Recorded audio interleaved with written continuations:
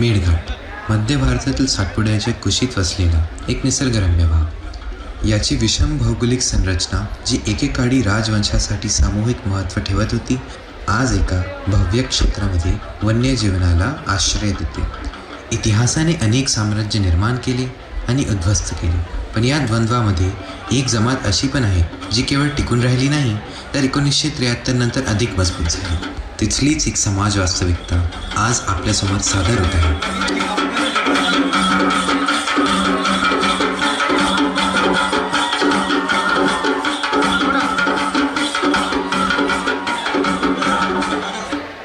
काय ग गंगे, आपली चंदा कुठे दिसत नाही? बाळ गेला ग तिचा. तेच नेहमी सारखं कुपोषण काय ते म्हणतात ना.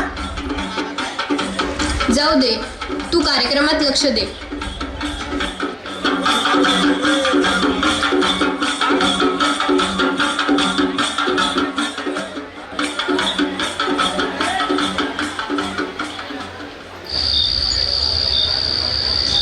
आजचा कार्यक्रम लयच मस्त झाला.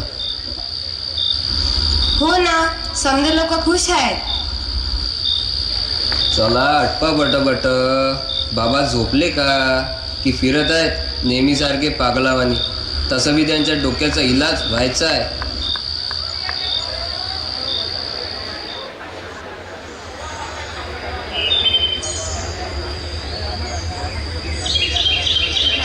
या मॅडम, स्वागत आहे तुमचं आमच्या गावात. अरे प्रमोद, तू पण आलास? ये. जाय रे बंड्या, बोलून आण सर्व यायले. बाई आल्यात म्हणा. बोला मॅडम, काय सेवा करू तुमची? अहो, तुमची सेवा करण्यासाठी मी आहे ना.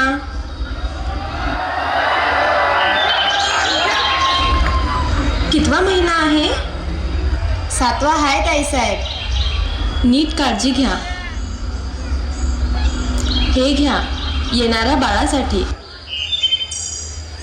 मग बाकी कसं सुरू आहे? तीच आपली नेहमीसारखी जिंदगी. पण हे जंगल आहे तर जरा बरं आहे. पण इथे वीज पाणी आहे का? तुम्हाला दूर दूरून पाणी आणावं लागतं. वीज नसल्या कारणाने रात्रीचा त्रास होतो.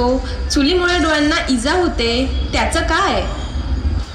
ते बी आहे म्हणा, पण तुमच्या जर ह्या सगळ्या अडचणी तुमच्या एका निर्णयाने मिटणार असतील तर तुम्हाला पक्के घर, दवाखाना, मुलांसाठी शाळा, वीज, पाणी, चांगले रस्तेही मिळतील. पण हे होणार कसं? म्हणजे कोण देईल हे सर्व आम्हाला? बघा, सरकारला आपल्या मेळघाटात वन्यजीव संरक्षण प्रकल्प राबवायचा आहे. त्यासाठी त्यांना आपल्या गावच्या जमिनी हव्या आहेत. सरकार तुमचं पुनर्वसन करून तुम्हाला सगळ्या सोयी पुरवतील. वरून तुम्हाला पैसे पण देईल. प्रत्येक कुटुंबाला किमान 10 लाख द्यायचं म्हणतायत. 10 लाख? पण हे सब सच आहे ना? म्हणजे एवढे सर? मी तुम्हाला आश्वासन देते की या सगळ्या गोष्टी तुम्हाला नक्कीच मिळेल. मी तुमच्या सोबत असेल. तुम्हाला कसलीच अडचण येणार नाही. त्या पुनर्वसित जागेत तुमचं भविष्य सुखरूप आणि उज्ज्वल राहील याची मी हमी देते. चला मग, येते मी.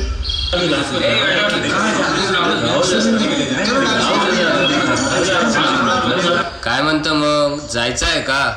मला तरी वाटते आपण जावं, आपल्या लेकराच्या भविष्यासाठी. पण मला या लोकांवर भरोसाच नाही. असे कित्येक आले आणि कित्येक गेले. हे बघ, माझी तरी इच्छा होत नाही आपलं घर सोडायची. हे बघा, तुम्हाला माझी कसम आहे. आपलं बाळ सर्व सोयी सुविधेत वाढलेलंच मला पाहायचं आहे.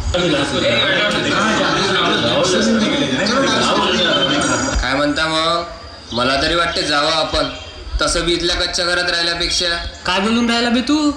जंगल आहे तोवर संस्कृती टिकून आहे. गुराढोरांना चारा मिळतो. इथेच आपण आपल्या औषधी वनस्पती पिकवतो. तुम्हाला काय हो? आम्हाला तर आहे ना आमच्या लेकाची चिंता. हो ना, रोज एवढं दूर दूरून पाणी आणावं लागतं. चुलीमुळे पार खोकून खोकून गळ्याचा त्रास वाढत चालला आहे. इथं ठेवलंच काय व? आपल्याला तिथं शहरातल्या लोकांसारखं सुखी जीवन जगता येईल. अरे पर चिक्कार पैसा देत आहेत ना ते. शिवाय आपल्याला बी आरामात जगता येईल. तसं बी आपलाच प्रमोद आहे ना त्याच्यासोबत. आपल्यातला सगळ्यात जास्त शिकला आणि सवरला माणूस आहे तो. तो सांगत असेल तर बरोबरच असेल. ते बी आहे म्हणा, शेवटी आपलेच लेकराबाई सुट्टी राहील. तरी सुद्धा या लोकांच्या गरजा, यांना केलेले आश्वासन अजूनपर्यंत थकीत असतं. आपल्याला दाखवलेल्या सुंदर स्वप्नांचा अशा रीतीने सुराळा झालेला पाहून त्या समाजाचे आक्रोश एका आंदोलनाचं रूप धारण करतो. त्यानंतर त्या त्रस्त लोकांचं कॉन्ट्रॅक्टरच्या घराबाहेर आंदोलन सुरू होते. चालते वाईट ना, नाहीतर पोलिसांना बोलवेल. पोलिसांना नाही घाबरत आम्ही, आमच्या जमिनी आहेत त्या. जमिनी आहेत नाही बोलते. चला निघा आता.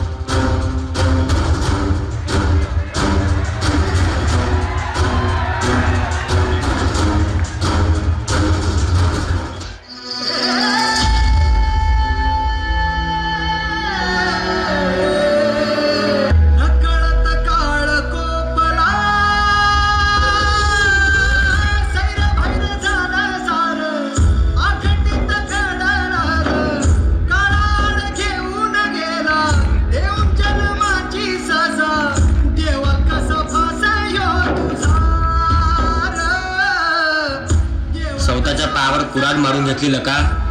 गाव नव्हतं सोडायला पाहिजे होतं. आपलं गावच बरं होतं लेका. मी तर म्हणतो जाऊ सारे वापस आपल्या ठिकाणी. अरे पण वापस जाऊन करशील काय? तिथली जमीन आता आपली राहिली नाही. जंगल बी बंद केलं आहे आता. पोट कसं भरशील? अरे काय सुरू आहे तिकडे? आंदोलन केलं म्हणे लोकांनी. तुम्हाला सांगितलं होतं ना की लवकरात लवकर कामं झाले पाहिजेत त्यांच्या पुनर्वसनाचे. एवढ्या जबाबदारीचं काम दिलं आहे तुम्हाला, ते सुद्धा नीट होत नाही का? तुमच्यासारख्या लोकांमुळे इथे सरकारची प्रतिमा खराब होते. लवकर करा कामं, तक्रारी नाही आल्यात पाहिजे परत. गाव नव्हतं स्वतःच्या पायावर कुऱ्हाड मारून घेतली का? आपलं गावच बरं इथे ना होतं. आपलं जंगल आहे ना नवीन मिळणाऱ्या सोयीसुविधा. जंगल बी बंद केलं आहे आता. अहो, तिला कळा सुरू झालाय. लवकर करा काहीतरी. थांब मी फोन लावतो. फोन नाही लागत आहे इथं. जाय तिथे गावाच्या टोकाले, तिथे रेंज येते. धावत जाय.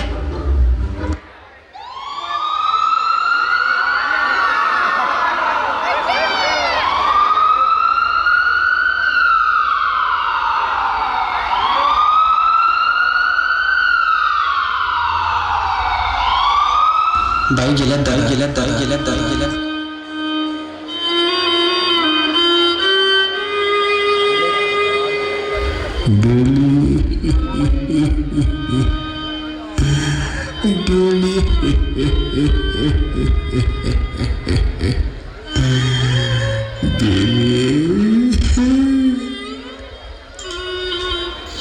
पाहिलं, हे अशी आहे आमची जिंदगी.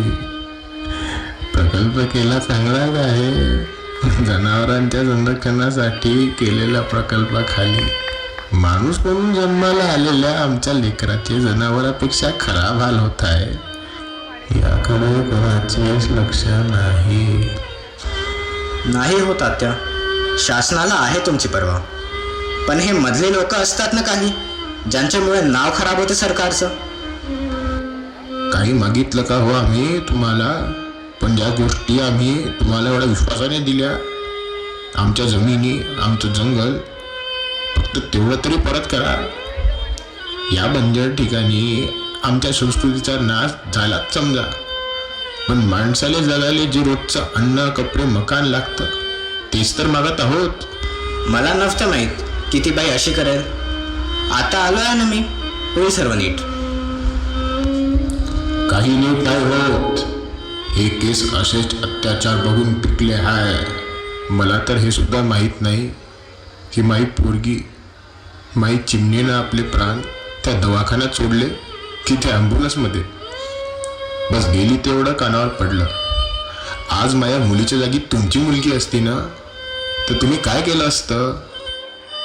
एका बापासमोर तिच्या मुलीचा जीव गेला, ह्या दुःखापुढं मोठं दुःख काय असेल?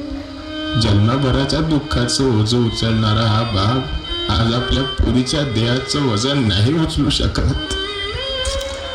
शांत व्हा तात्या, शांत व्हा. मी समजू शकतो.